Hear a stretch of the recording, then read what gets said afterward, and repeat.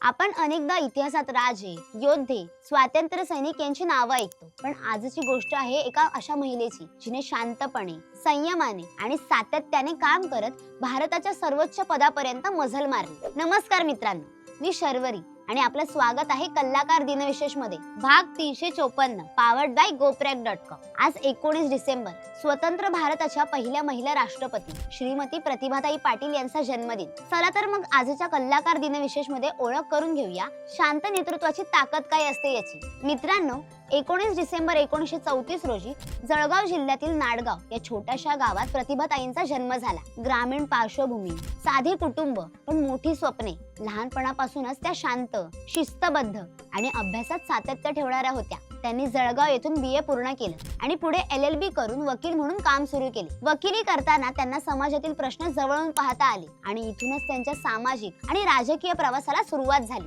संपूर्ण व्हिडिओ पाहण्यासाठी आपल्या कलाकार YouTube चॅनलला नक्की भेट द्या।